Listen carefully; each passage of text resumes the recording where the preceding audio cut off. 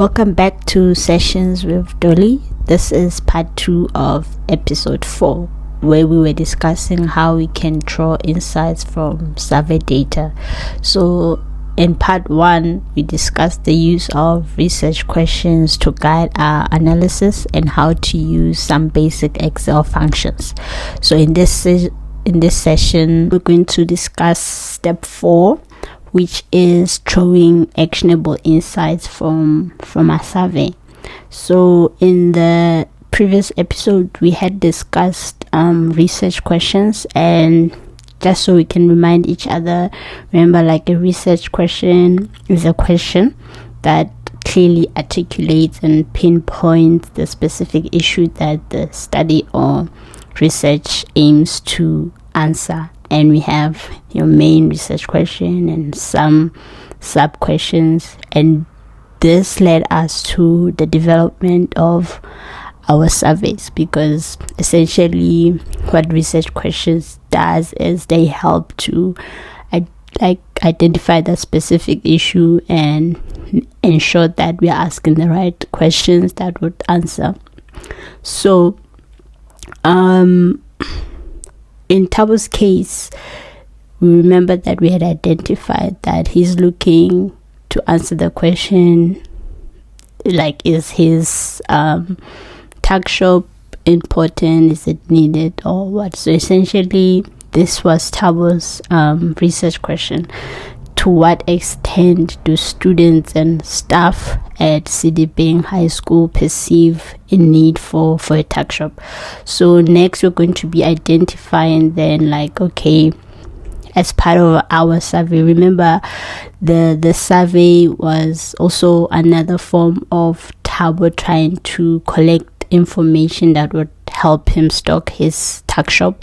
So not all of the questions in the survey will be needed for his presentation to the principal. So the principal needs to have only information that will help her to make the decisions as to whether to allow Tabo to start his tuck shop or not.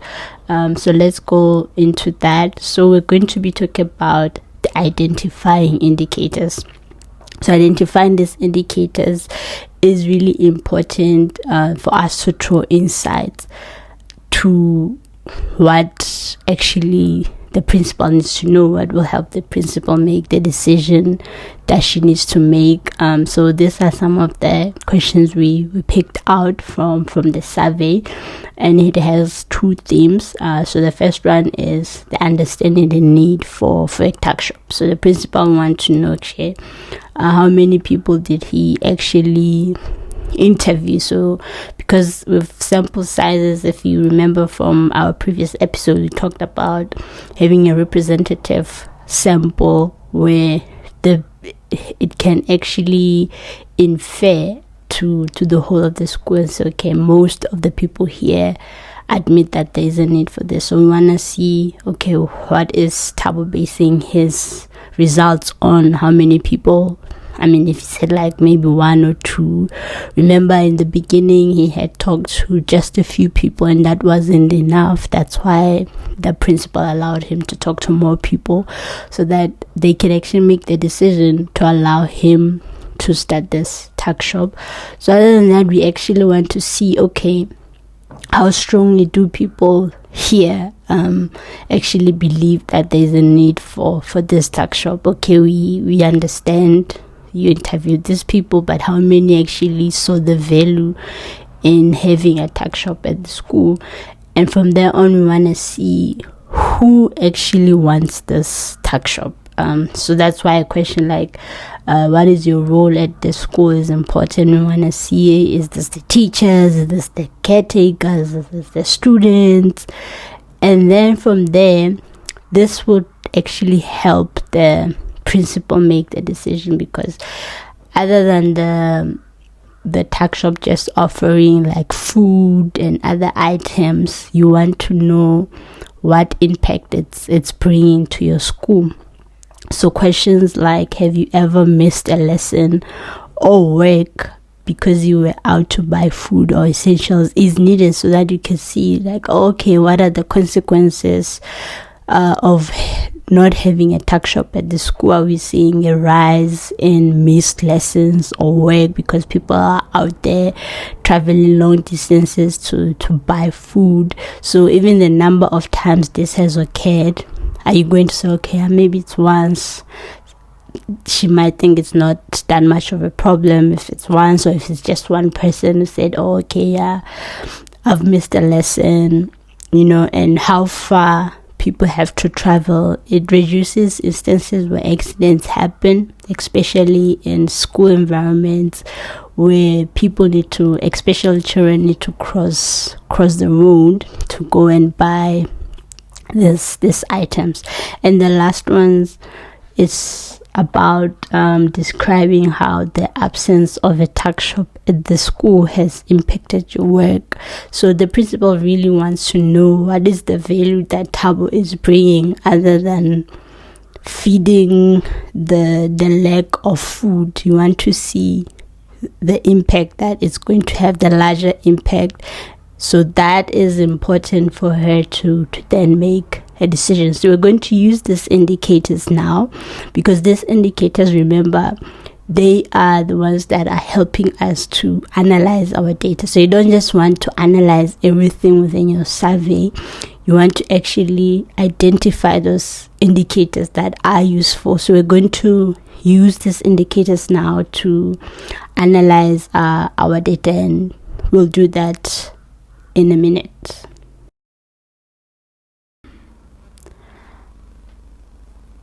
So next off, like we said, we're going to be discussing now how to draw those insights using pivot tables.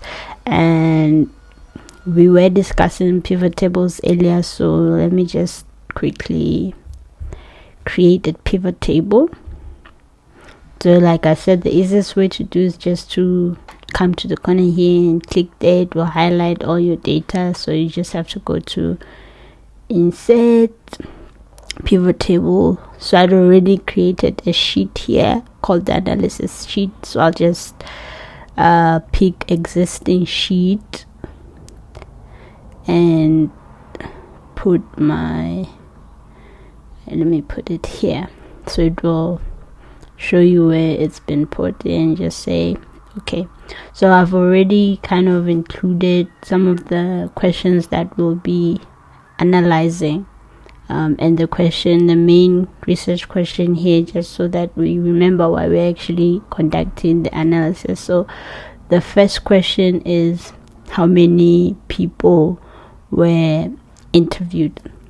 So we're going to be using the count. So you can use count of everything, since we don't necessarily have people who didn't fill out their agenda. So the data comes from Google Forms, so it will have a timestamp. I just deleted that. So normally you'd use the timestamp as a count, so that I think with timestamps, even if people didn't answer other questions, it will still be there. So it's a good field to use for your counts.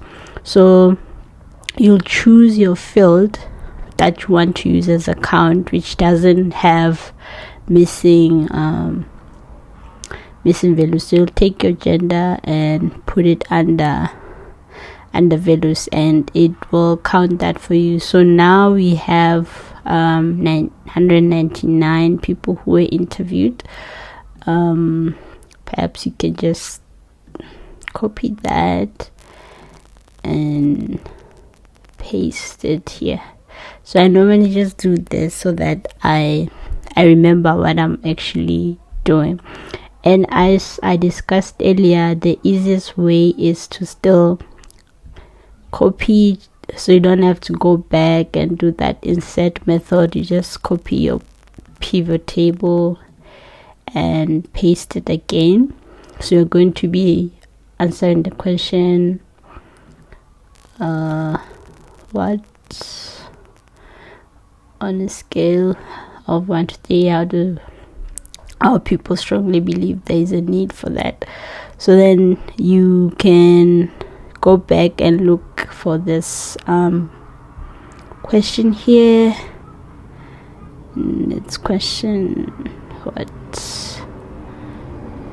So you can type your questions, maybe, yeah, so you track that and the rows.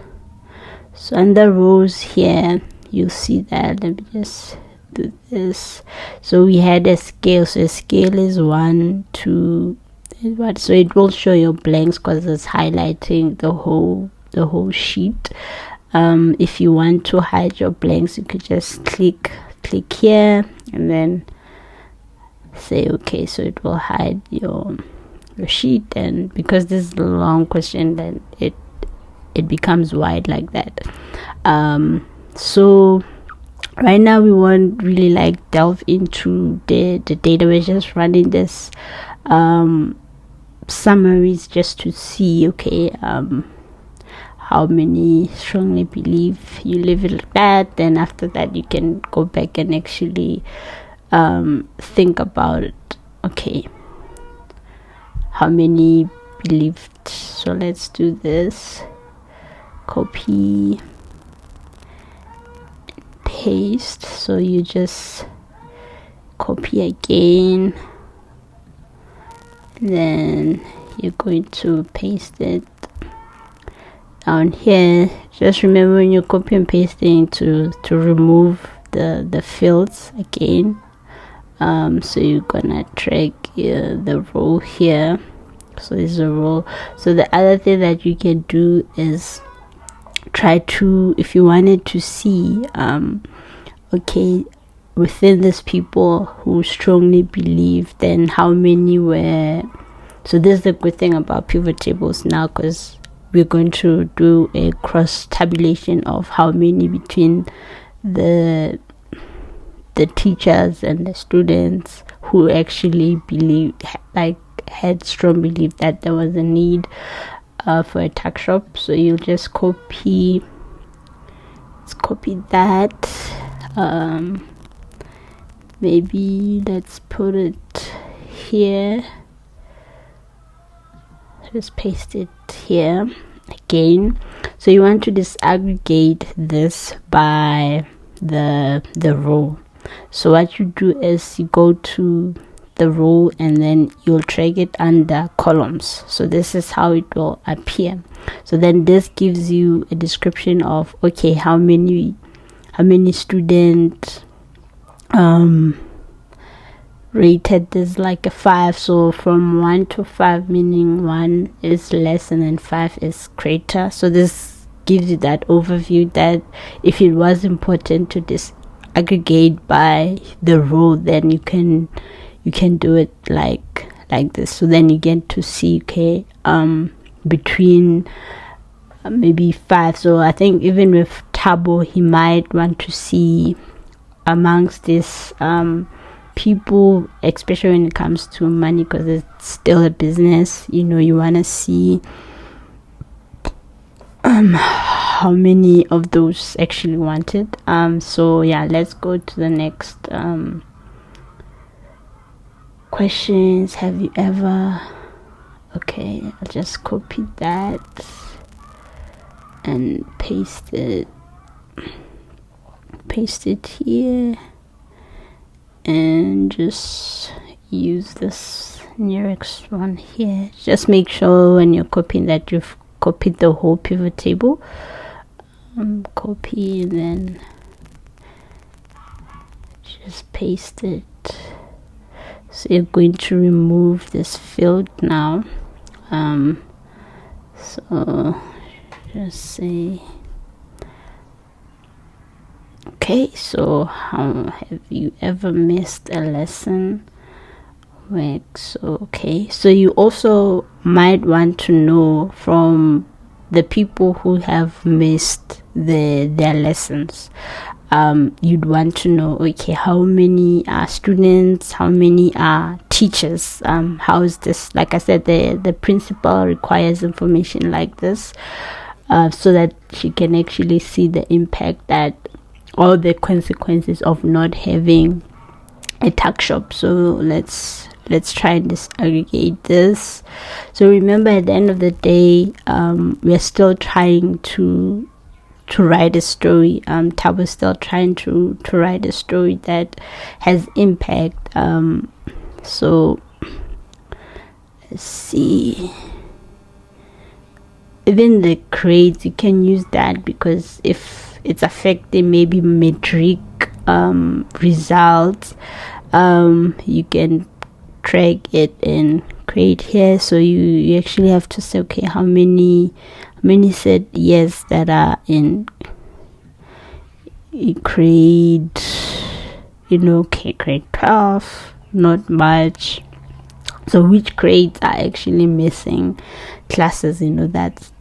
Those are some of the things that now, as a data analyst, you actually go into the data to figure out, like, okay, what's the important thing that the principal or the decision maker needs to know. Point out those things that may not really necessarily appear at face length. We're gonna remove this and look at the roles. Okay, we have, so because our data still has a lot of students, we might see the numbers of students actually being greater everywhere, I guess, because we have more students than we have teachers. But if you have 16 teachers and 5 of that are actually missing classes, then that's a problem. And because then it means that any caretaker, meaning who's doing the job now, if you have 2 caretakers and all the 2 are missing, like, the work that they have to be doing, so those are some of the things that you delve into as you are trying to build up the story. And remember, we are throwing actionable insights so that we can actually make informed decisions, and the data help us to make informed decisions. So we look at, okay, number 5, copy, how many times has this occurred. So we're not going to, let's see, analyze how many times has this occurred. Just remove that.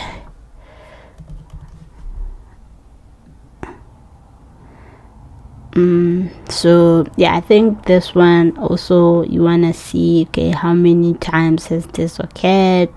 You want to see if it's a recurring thing that happens. Some don't remember, some just happens twice. How many have said twice? You want to look at, okay, how is this actually affecting the school attendance rate. Even the principal can then go back to the results and see, like, oh, okay, maybe our results were low because of this. So this types of data can actually help the principal make informed decisions. Further, let's end with this one.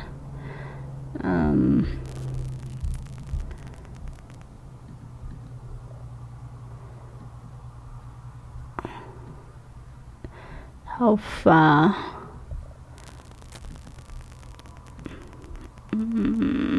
So you remove, then you type, so that you search it further.